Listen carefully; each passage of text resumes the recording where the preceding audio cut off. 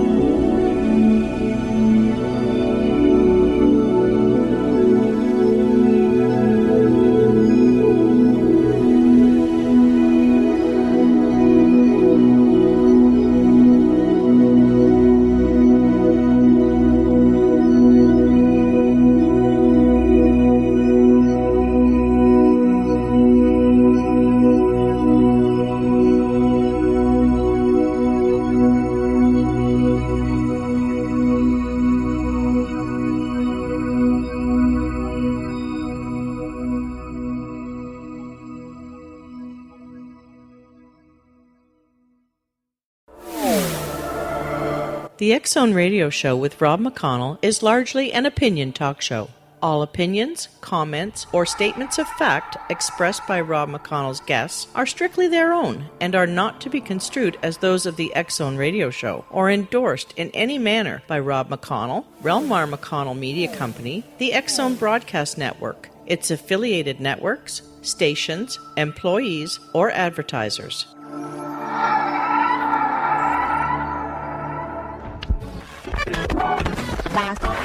All Hit Radio.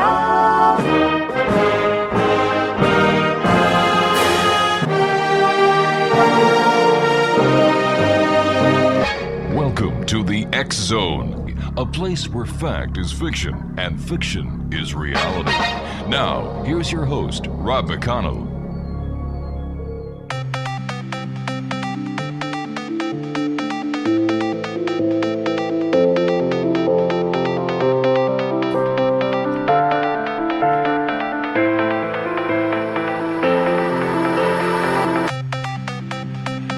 And welcome back, everyone. This is the X-Zone. I am Rob McConnell. We're coming to you from our broadcast center in Hamilton, Ontario, Canada, on the Mutual Broadcast Network, X-Zone Broadcast Network, Talkstar Radio Network, and IPBN Radio Network. If you'd like to send an email, xzone at xzoneradiotv.com, on all social media sites, X-Zone Radio TV, and our main website, well, when it comes to the radio, that is, www.xzonerradio.com. My guest this hour is Professor Antonio Paris. He is a professor of astronomy at St. Petersburg College in Florida. Additionally, he is an astronaut candidate for Project PoSSUM, a suborbital mission supported by NASA's Flight Opportunities Program, the director of the Planetarium and Space Program at the Museum of Science and Industry, and the chief scientist at the Center for Planetary Science, a source outreach program promoting astronomy, planetary science, and astrophysics to the next generation of space explorers. Professor Paris, moreover, is a 2015 graduate of NASA's Mars Education Program at the Mars Space Flight Center in Arizona at the Arizona State University. Joining me now is Professor Paris. And Professor, how are you tonight, my friend? I'm doing pretty good. Can you hear me well over there? I can hear you. It sounds like you're not that far away. Perfect. So tell me, what is new with you, and what is new in the world of spaceflight, in the world of NASA, in the world of space exploration? Oh, well, for NASA is basically centered on, for the next few years, in planetary exploration. We're looking at Mars, Pluto, and even a mission to Venus. So it's pretty exciting for the next 15, 20 years. So lots for us, for the astronomy community, to keep us busy.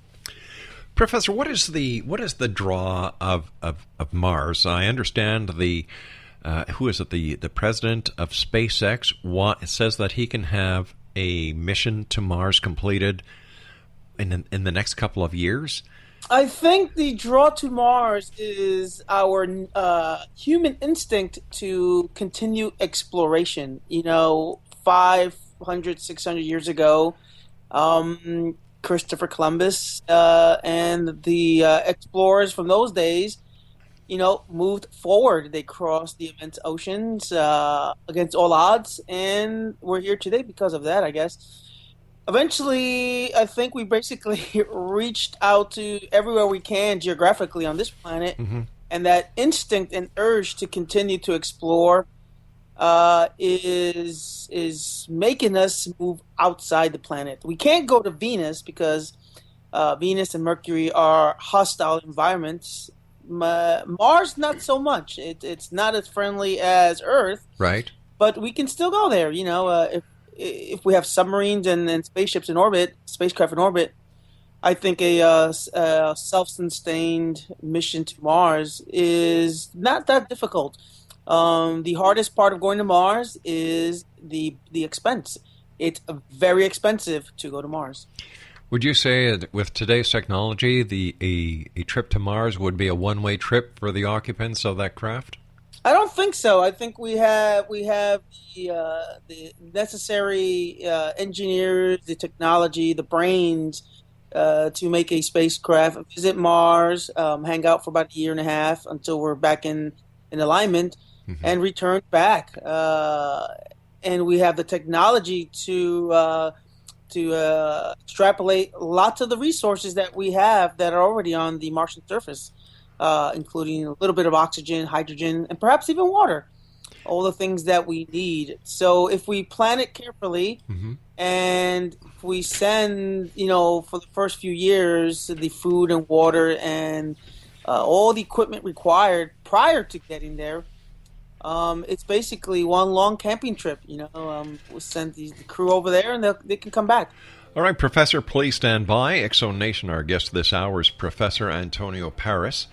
His website is www.planetary-science.org or aerial-phenomenon.org. And the professor and I will be back talking about NASA, UFOs, space exploration, and much more.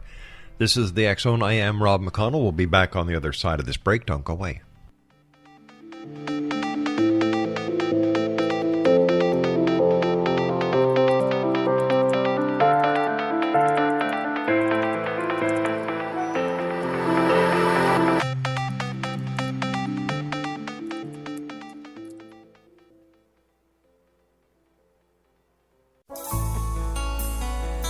Afterlife expert Roberta Grimes was the first one to say that dying can be fun.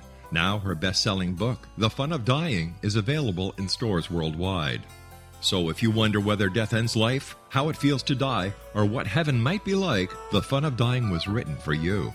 And if you have always been afraid of death, or if you worry that your life has no meaning, let The Fun of Dying ease your fears and bring new meaning to your life. Nothing said in The Fun of Dying is based on the teachings of any religion. Instead, Roberta draws on evidence to explain how death happens, how it feels, and what comes next. A lot of the best death-related evidence was produced in the first half of the 20th century.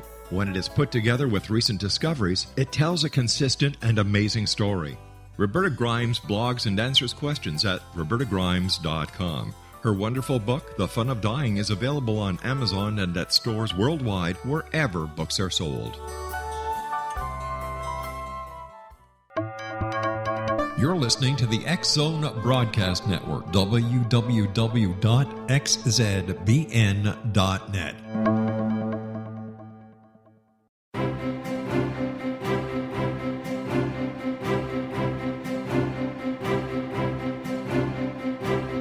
While science pursues fact, magic accesses the quantum level, bridging random facts to form truth. As long as science and magic remain separate and polarized, the truth cannot be known.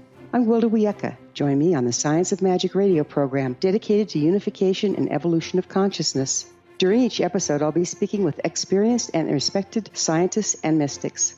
From astrologers to astronomers, from medical doctors to shaman, the scientific method to dowsing and intuition, we will weave together information from seemingly divergent practices to promote unity and enlightenment. Join me, Wilda Wieka, and the Science of Magic right here on the X Zone Broadcast Network.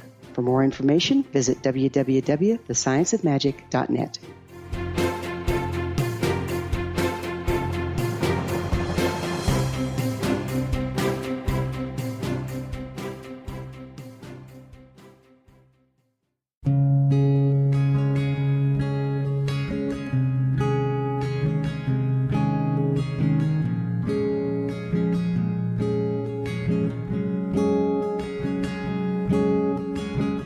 Starr began to demonstrate a metaphysical connection to the spirit world as a little girl. Her family noticed the connection, but it was a great-grandmother who told the family that Linnea was indeed gifted. The great-grandmother, who was also gifted, felt that Linnea had indeed inherited these attributes. It has been noticed that oftentimes such things are passed down through the generations. Linnea was also born with a caul, a thin white membrane across a newborn's face. Legend has it that if the baby is born with this caul, the child will have second sight, or what we call psychic abilities. Linnea Starr does past, present, and future, and has the gift of prophecy. It is written within scriptures that if you are able to give factual information, and prophecies indeed come true, the gift indeed comes from the divine realm. Linnea Starr does large interactive groups as well as private gatherings. For more information on Linnea Starr or to contact Linnea for a one-on-one consultation, visit her website at www.linneastar.com. That's www.linneastar.com.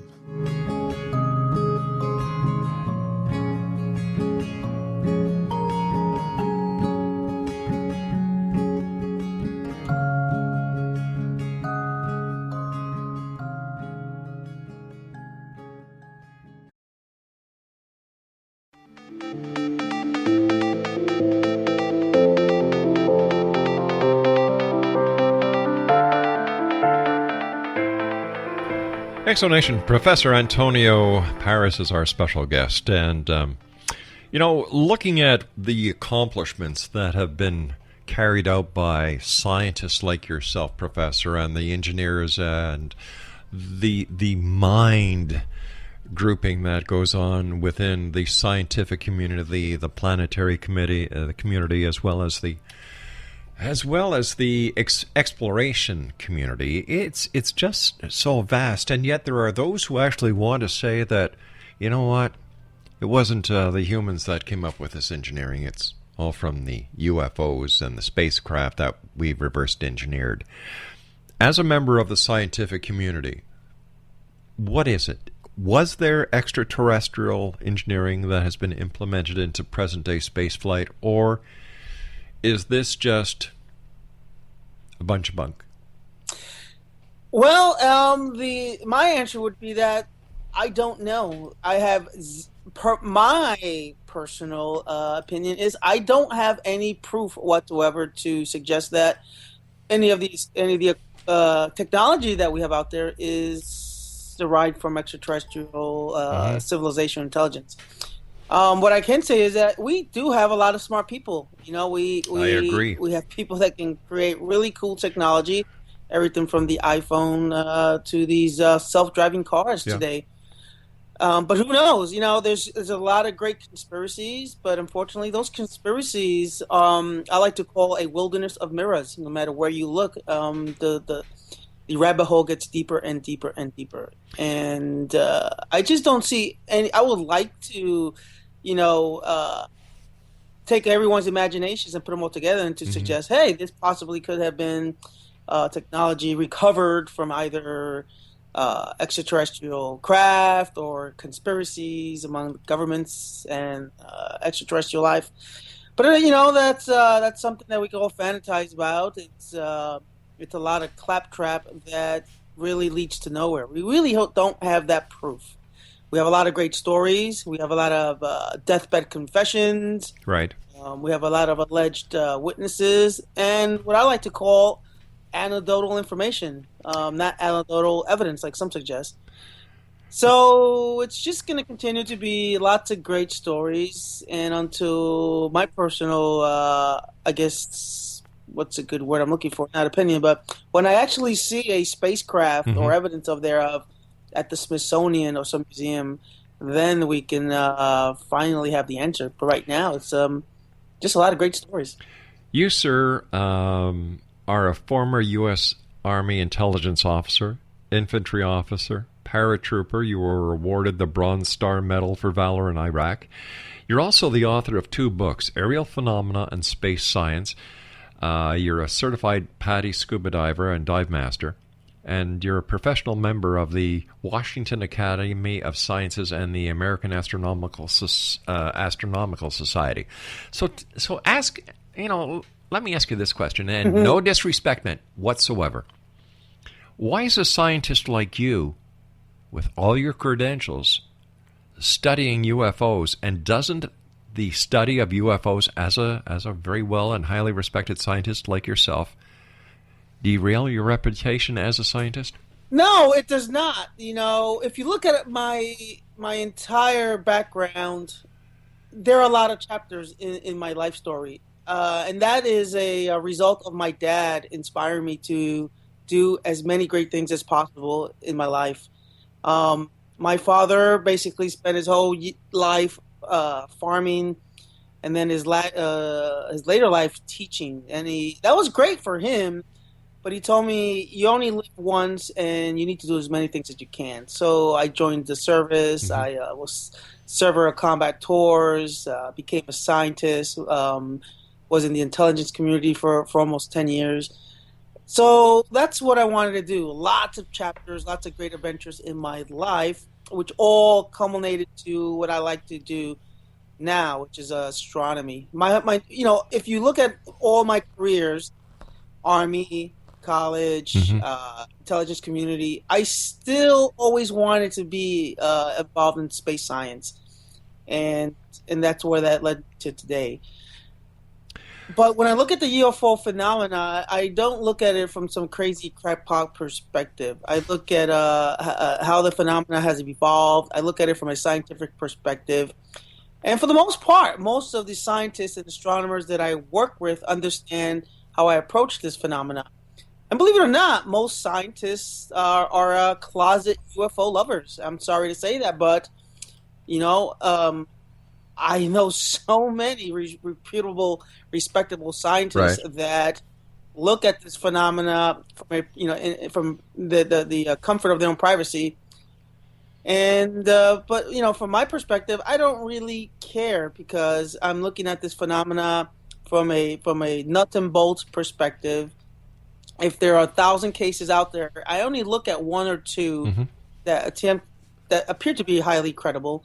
All right, Professor. That's it. And the people that I surround myself with, including in the aerial phenomena team, are highly respected. All right, so let me ask you this, engineers sir. And scientists as well. All right, let me ask you this then. How do you do things differently as a trained scientist, as well as the other members of your team who are professionals? How do you do it differently than from, let's say, another UFO group? The key, or the first thing that we do is that we don't entertain and we venture off the usual suspect.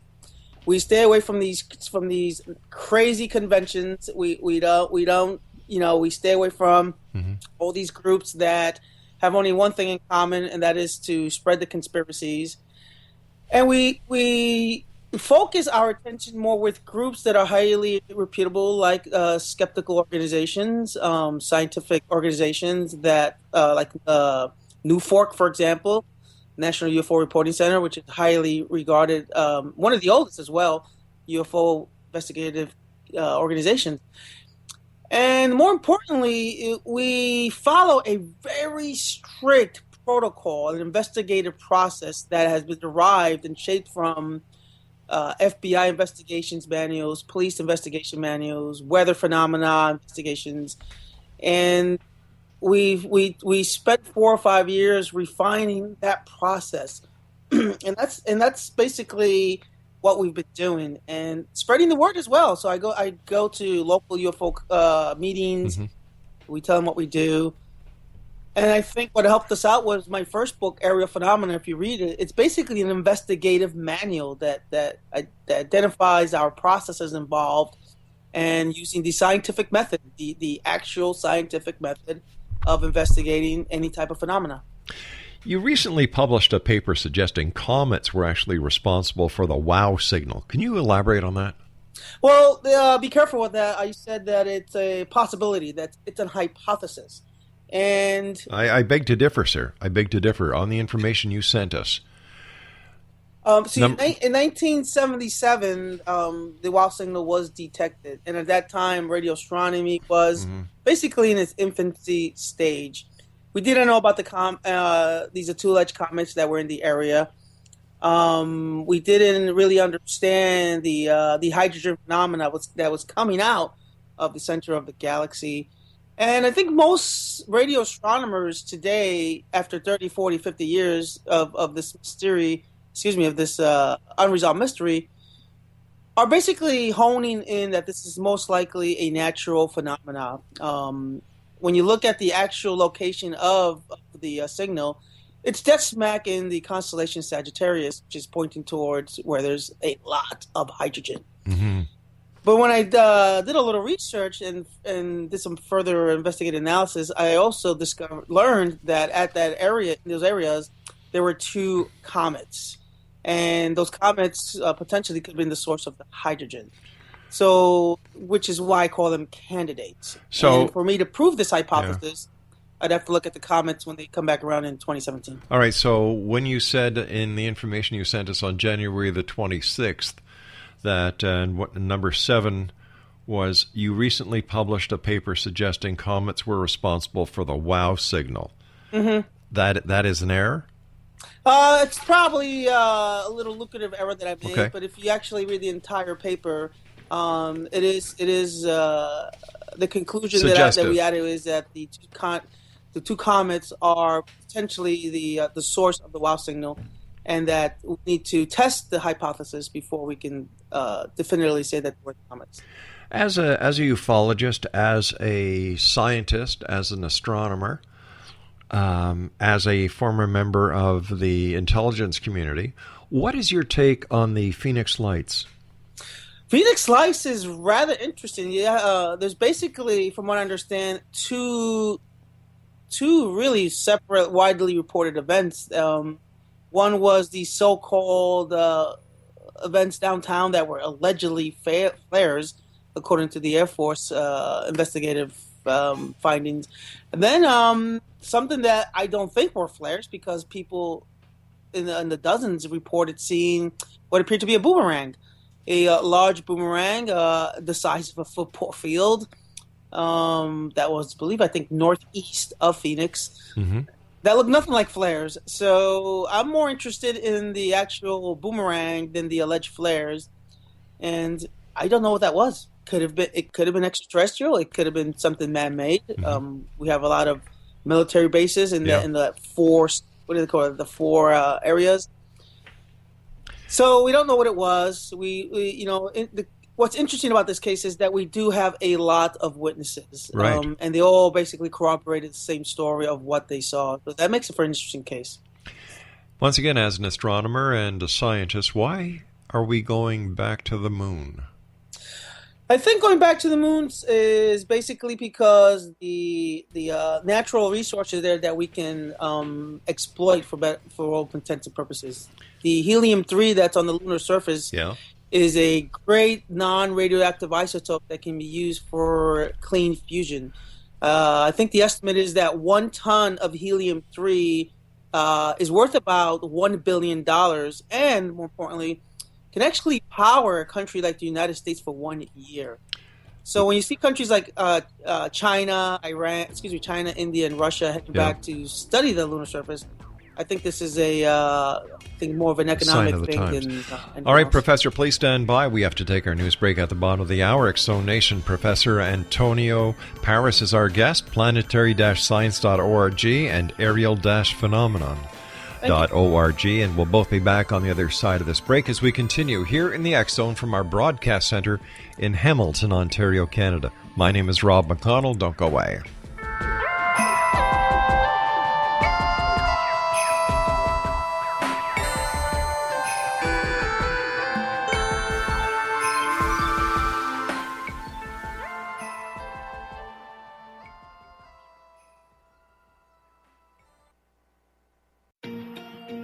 Wouldn't you love to know the secret to everything? Well then, meet Dr. Kimberly McGeorge and her cutting-edge breakthrough knowledge that combines science with possibility. Dr. Kimberly brings real-life answers and healing to those open to alternative solutions. She teaches solution-based programs and classes that will change all areas of your life forever. Specializing in conscious creation, intuitive readings, and energy medicine, you can rapidly shift health, relationships, business, and money and abundance challenges quickly. Receive her best-selling book, Secret to Everything, at no cost by going to secrettoeverything.com/X-Zone. That's right, transformation can start now. Just go to secrettoeverything.com/X-Zone and receive Dr. Kimberly's book for free. You're listening to the X Zone Broadcast Network, www.xzbn.net.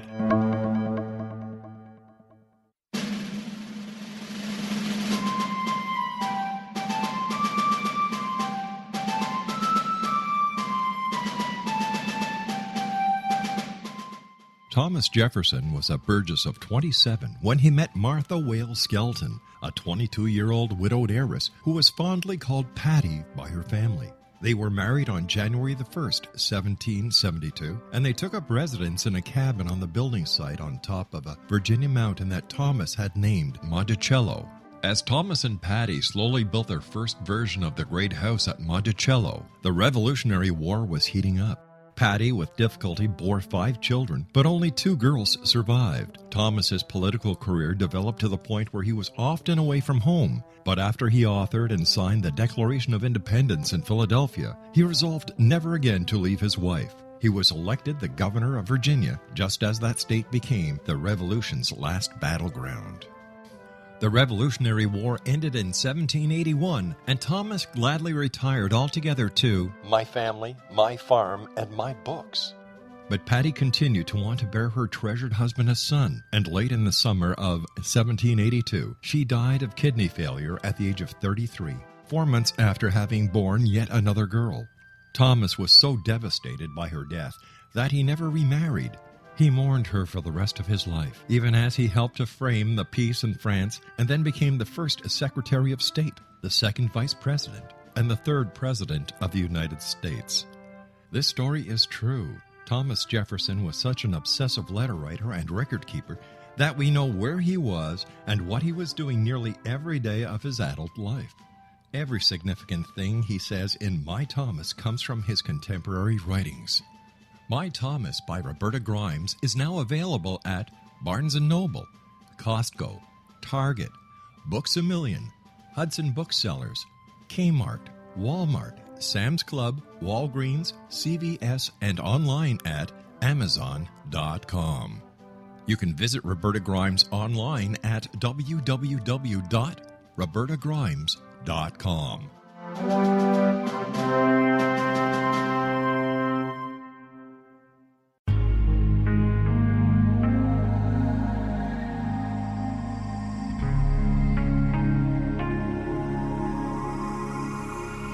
The scientist and the mystic have been on an age-old, relentless search with one thing in common. They seek truth. Their paths converge in the 40,000-year-old practice of shamanism, an ancient science delving to the quantum level of life, facilitating healing, manifestation, and evolution.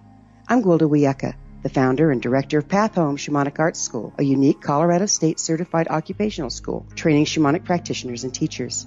We also provide classes for empowering personal lives through shamanism. Our certification classes are in week-long segments enabling international participation, and online classes and long-distance shamanic healing sessions are available. Come discover the science of magic in the limitless world of shamanism. www.findyourpathhome.com.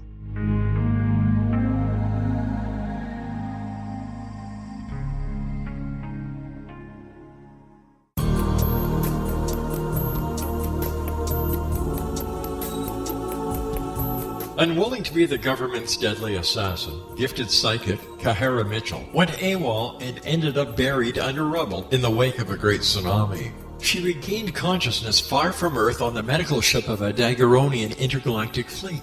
Has she been rescued or abducted by aliens? The Chalice of Carrie, Kahira O'Donnell's latest paranormal science fiction romance, is the passionate story of an Earth woman and her destined mates, twin kings from another galaxy.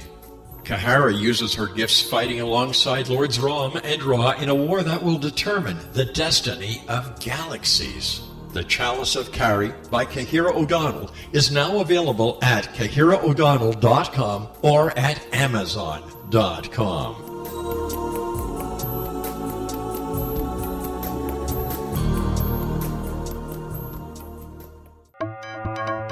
You're listening to the X Zone Broadcast Network, www.xzbn.net.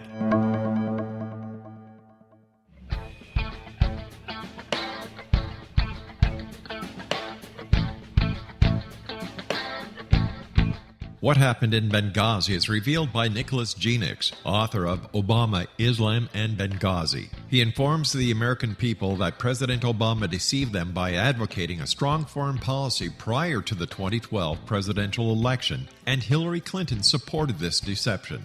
As the title infers, there is a connection between Obama, Islam, and Benghazi. Ample evidence informs Americans that Obama's early indoctrination in the Quran developed an affinity for Islam, why the Quran is the source of discontent in many countries, and why the Obama foreign policy deception led to poor military action and caused the loss of American lives in Benghazi. Genix provides 36 questions for the Select Committee on Benghazi to validate if Americans are justified to mistrust President Obama and Hillary Clinton. An overview of Obama, Islam, and Benghazi is presented on the website www.futureofgodamen.com. That's www.futureofgodamen.com.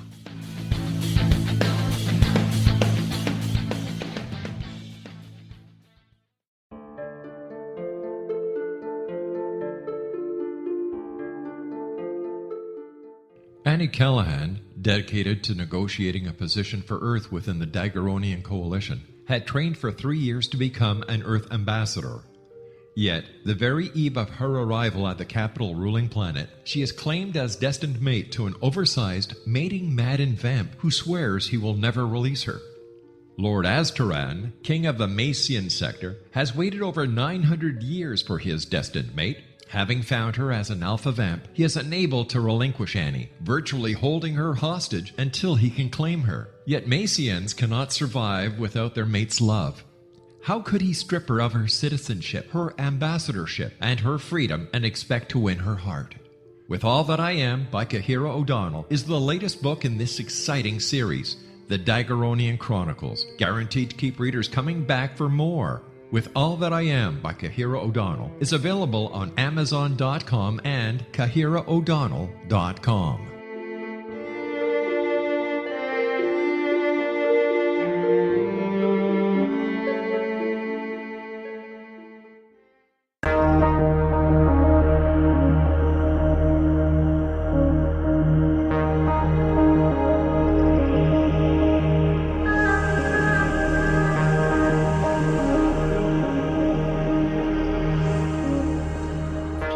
Exonation, don't forget, after the Exxon, Monday through Friday, my friend Jeremy Scott takes you on an adventure in his show, Dark 30. That's right here on the Mutual Broadcast Network. And then Saturday and Sunday on the Mutual Broadcast Center, the one and only Wilda Wiaka and her show, The Science of Magic. For more information about the Mutual Broadcast Network and its great programming, visit their website, www.mutualbroadcast.com. My guest this hour is Professor Antonio Paris, and always great having you with us, Professor. Great. Oh, How there are you you are. guys Okay. doing? We're doing great. You know, it's a Friday. It's a Friday night. The summer is here. Go outside, look at the stars, and I often wonder if I'm looking out into the stars, is somebody looking back at me? That is a possibility, and that's a great question. Someone actually asked me a similar question a couple days ago, that we are looking for extrasolar planets out there, but we are actually a biased species. You know, we're looking for Earth-like planets that are similar to ours. Right. So the question begs, if there's an extraterrestrial civilization out there that's completely different from us. Let's say they breathe cyanide and their gravity is 100 times bigger. Right. And I'm just, throwing crazy figures out there. What would they do if they actually discovered Earth? My response would be, they would probably look at our planet and say it's inhospitable and continue looking forward for something different. Yeah. So we don't know what's really out there. My personal opinion is there has to be, Sure. there has to be life out there. We just don't know what type of life. I've had Seth Shostak on the show many times. Oh, yeah. And Seth's a great guy. He's got a great sense of humor. And the next time you're talking to him, ask him about his electric banana. That's all I'm going to say. But, I've asked Seth on many occasions, how do you know that the people that you're looking for actually have the capability, or their technology has surpassed what our equipment can find? Yeah, you have to look at it, again, from a human anthropomorphic bias. Humans are, as far as we know, the only species that invented everything from that apple pie that we bake every week, the iPhone, and radio communications. It's based off everything we know regarding human math and our 10 fingers. Listen, Professor, so there could be life out there that could have paralleled everything we have done, or they are way far advanced than us. Yeah. You've been to the Skinwalker Ranch and Area 51. Can you please describe to our listeners what Skinwalker Ranch is and what Area 51 is? And then, can you give us your comment, your opinions on those two locations? Yeah, so I love investigating great folklore, and Skinwalker Ranch is a location out in Utah, and in this case, it's just off the Ute Reservation. And there's been for at least, I think my research showed, at least to the late 60s, a smorgasbord of strange phenomena. Everything from UFOs, alien abductions, witches, black triangles, werewolves, Bigfoot. Wow. You can name it, and it was there, even the chupacabra. And so we went out to investigate this phenomena at the ranch, and we saw a couple of strange orbs and some shadows, but it was a rather interesting place to look at. The whole theory is, according to local experts, is that all of this that I just mentioned comes from one specific entity. And John Alexander out of Las Vegas calls this the sentient phenomena, also known as the trickster, that it can transform itself to whatever it wants based on what you want it to be. So if there's a person out there looking for a werewolf, Bang. It will manifest itself as a werewolf. If you're looking for UFOs, it'll Bang. manifest itself to UFOs. As and a science, the local legend is that all this is from the Ute tribes, the old reservation that's there, and basically they think that's what it is. It's spirits from the ancient Native Americans that are manifesting itself to whatever you want it to be. All right, but as a scientist, a trained scientist, a decorated member of the military, a 10-year veteran of the intelligence community, as an astronomer, astronaut candidate, like, I'm not talking to Mickey Mouse here. I'm talking to somebody that I respect. When you look at all this stuff, what's your take on it? My specific trip was only looking at what the one of the largest phenomena there highly reported were these orange orbs. And the local scientists thought that this was ball lightning or atmospheric phenomena. And that's why I went down there. I went down there with truckloads of scientific equipment to try to study this light phenomena. And the other was just, it's just giggles for me. I wasn't looking for werewolves. I wasn't looking for aliens. It was basically to study this atmospheric phenomena. And we detected one orb, which we weren't able to explain, but we did everything: radiation detection, light detection, all types of all the scientific processes involved to study this phenomena. And the other stuff, the other legends that were there, that was more there for entertainment. Alien abductions. The two that come to mind whenever you ask anybody about alien abductions: Betty and Barney Hill, and then Travis Walton. Yeah. What's your opinion, sir? Well, Travis Walton is actually a good friend of mine, and I actually met him about 4 or 5 times already. Mm-hmm. And he understands my opinion of him, that I think something did happen to him. Right. And unfortunately, he knows that he really has no proof. My personal opinion is that I have to stay away from alien abductions because the few that we have investigated, and that's just a few that I investigated, that we had to be careful because these people were suffering from some type of traumatic experience. Whether it was aliens or not, when they report to me that they were kidnapped, right, that they were raped, that they were taken from their own free will, that to me disqualifies me from investigating it because I'm not a medically trained doctor. I'm not a psychiatrist. Mm-hmm. And the few colleagues that I do have that do this kind of stuff, I tell them, be careful. You're treading on dangerous waters. Yeah, because Travis Walton was examined by 3 psychiatrists, and the lead psychiatrist, mm-hmm. Dr. Rosenbaum, said that, and I'm just paraphrasing here, that Travis Walton believes that this happened, even though it didn't happen, and he pointed to a psychosis. Yeah, exactly. Yeah. And in the times that I sat down with Travis Walton, he told me these. I'm sitting and listening to him. I'm saying, I believe he's telling the truth. Mm-hmm. Something happened to him. Yeah. Could it be aliens? It could be aliens. It could have been a military experiment, or it could have him, smoking some serious stuff. I don't know. But he had an experience. I'm not going to take away from him. I've never set out to debunk him. And the same thing with other people that have been allegedly abducted. Something happened to them, and they've gone through several credible, I guess, and dedicated psychologists and doctors and psychiatrists, and they all believe that something did happen to them.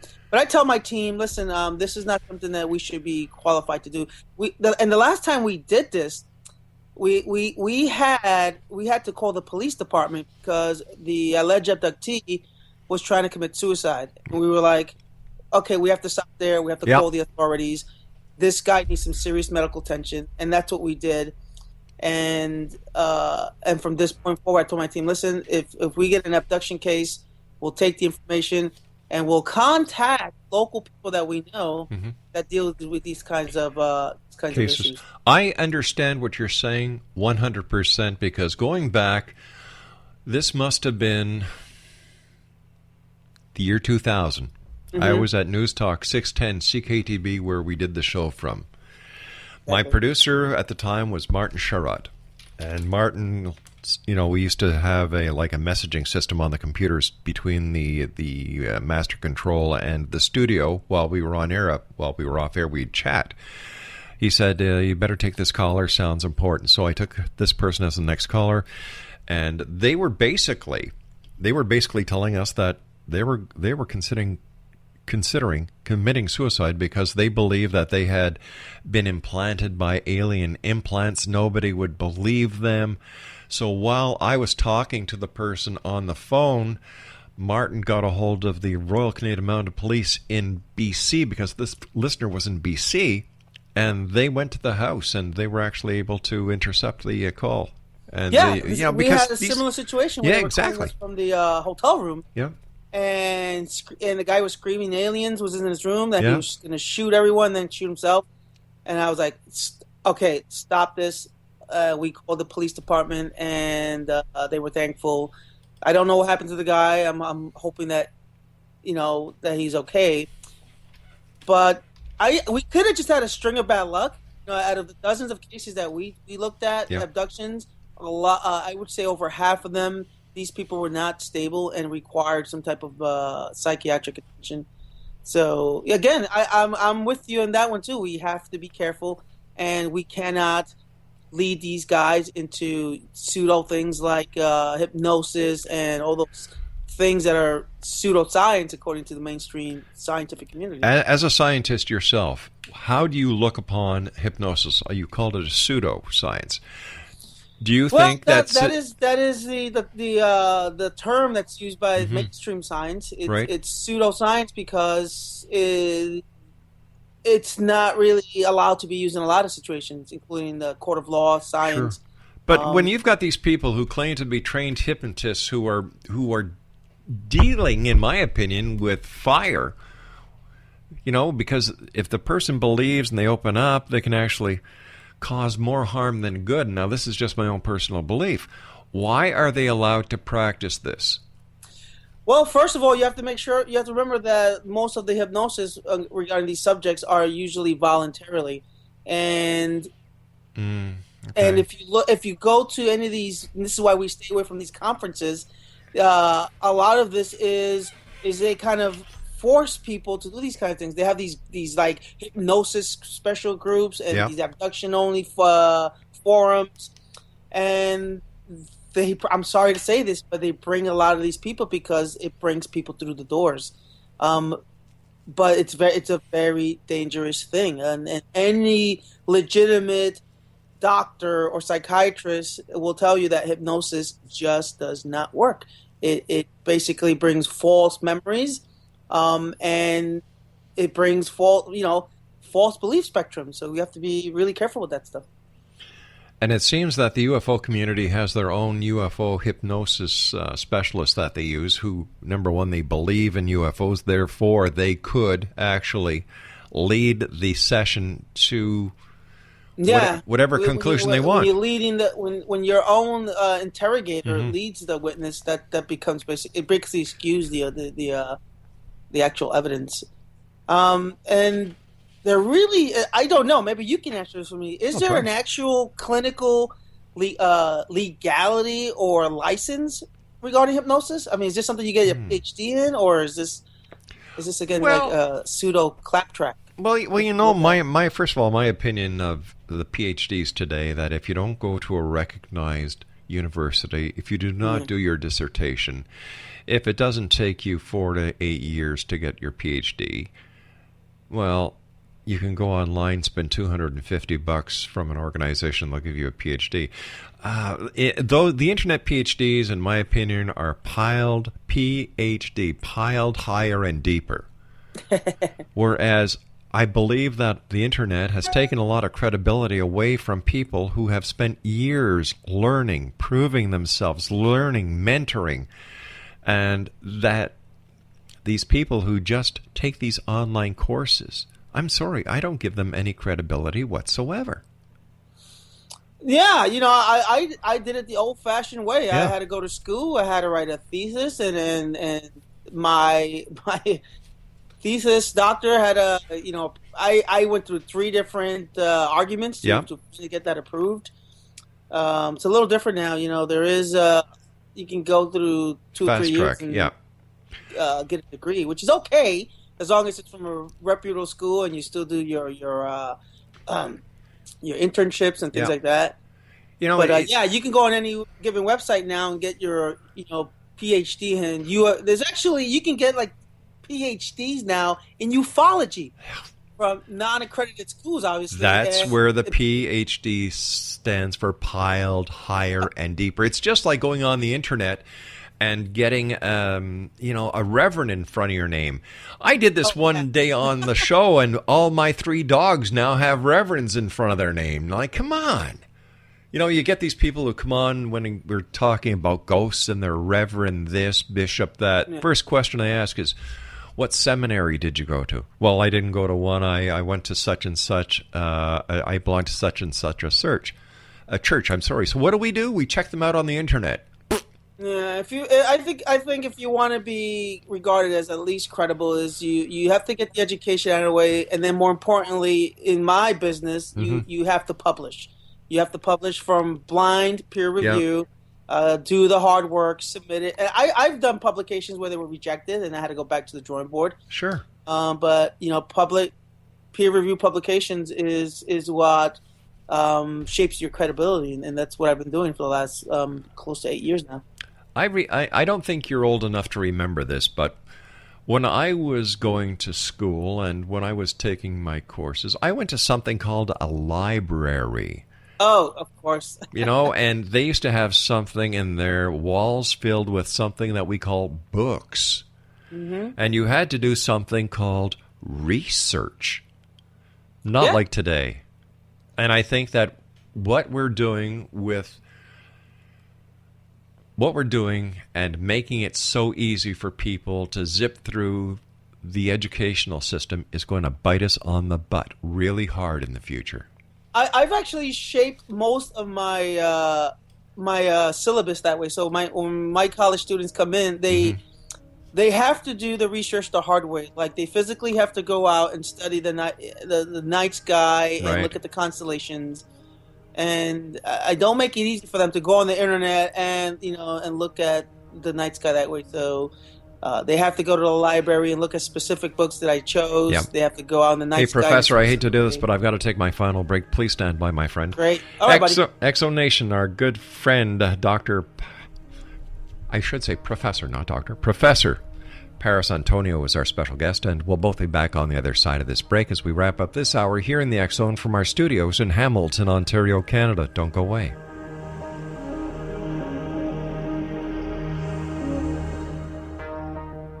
Little children aren't the only ones afraid of the dark. Millions of soldiers return from war zones with PTSD, anger, frustration, fear, and loneliness, much of which surfaces during the darkness of the night.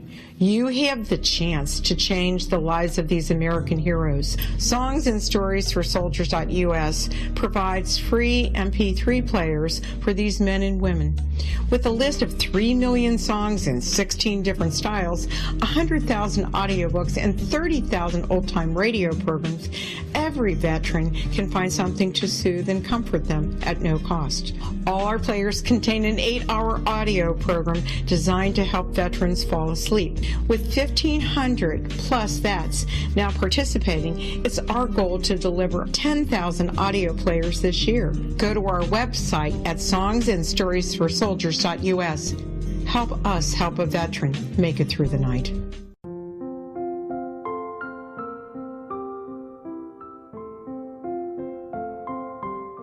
I am Dr. Carl O'Helvey, founder, president of a new cancer foundation focusing on evidence-based physical, mental, and spiritual interventions, including natural cancer cures, prayer, meditation, affirmations, nutrition, and other related holistic cancer prevention and cure modalities.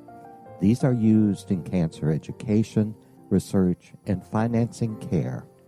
I ask for your help to continue this important work by donating at www.holisticcancerfoundation.com.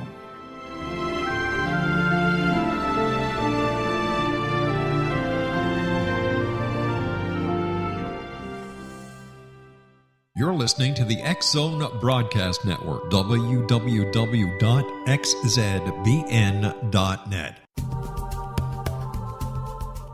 If you enjoy reading a good mystery with a touch of the paranormal, then you'll love From Out of the Woodwork by William S. Peckham. Sean Kennedy, a Toronto contractor, buys derelict houses, guts them, and turns them into multi-family dwellings.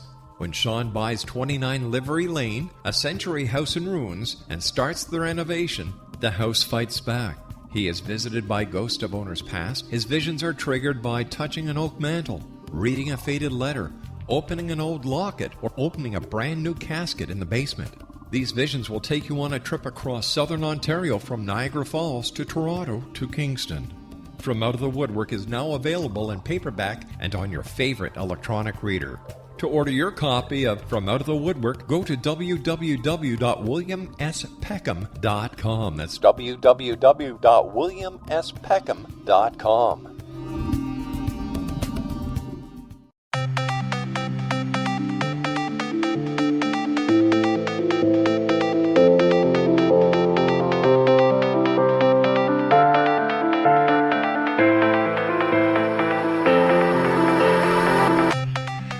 Welcome back, everyone.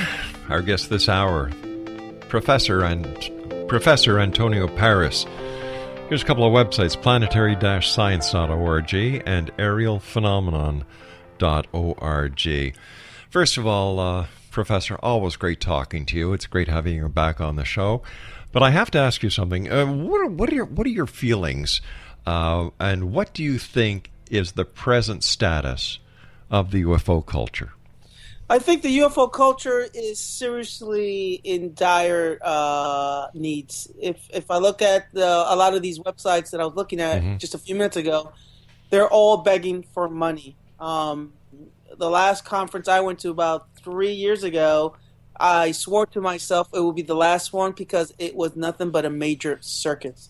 People running around with green face paint, I'm abducted T-shirts, selling whatever garbage that they can, really took away from the old school UFO conferences I used to love, where there was really top-heavy skeptics and scientists and even witnesses that would go up on stage and give really good testimony, great debates. And today it's nothing but a big circus. Go to any UFO conference today, and it's nothing about selling as much memorabilia as they can, abductee, sessions and cocktail parties. So it's really, they made a mockery of themselves, and this is why the UFO community is not really taken seriously anymore by many scientists. Well, do you ever think the scientific community will ever take the UFO committees seriously? It is. In fact, I am in the works of about 2 years ago. 2 years ago, I had my first UFO conference in Baltimore, where we had serious scientists come, and we had a good turnout. About 200 people came, and I'm actually now contemplating on having a serious UFO discussion here in Tampa Bay, where I'm going to invite credible scientists and maybe an astronaut or two, and a couple of credible witnesses, and do a debate-style panel, and stay away from all the other unnecessary circus. And maybe that can at least be a starting point for bringing back seriousness to the UFO community. There are some UFO group organizers, who I think really understand that what they have here is they have a way to make money, and that they're going to take as much as they can from whoever they can. They charge exorbitant prices to get into the place. Then they charge for lectures. Then they charge for workshops. Come on, aren't we there to spread the news, spread the information? Private dinners, Travis Walton and things like that. That's normal business operation. But you're right; they are taking advantage of people. I'm not calling them stupid. I'm not calling them weak-minded, but they are taking advantage of a particular group of people who want to understand this phenomena, and they're just taking advantage of them. As always, my friend, time goes by so fast. I want to thank you so much for joining us tonight. We'll have you back on in the future. I promise you that. Anytime, man. Just give me a call. All right, listen, take care of yourself. Safe travels. And if anything important comes up that you need to spread the word, get a hold of me. We'll get you on the air as fast as we can. Great. Thank you, sir. Take care, Professor. Exonation, my guest this hour has been Professor Antonio Paris. Here's a couple of websites, planetary-space.org and aerial-phenomenon.org. I'll be back on the other side of this break as we continue here in the X Zone. We're going to be listening to Charles Hall And in an interview I did with him, because he was in the Air Force and said that he actually knows for a fact that aliens land in Area 52, not Area 51, and that they visit in Las Vegas. We'll hear his story on the other side as we continue here in the X Zone from our broadcast center in Hamilton, Ontario, Canada. Don't go away.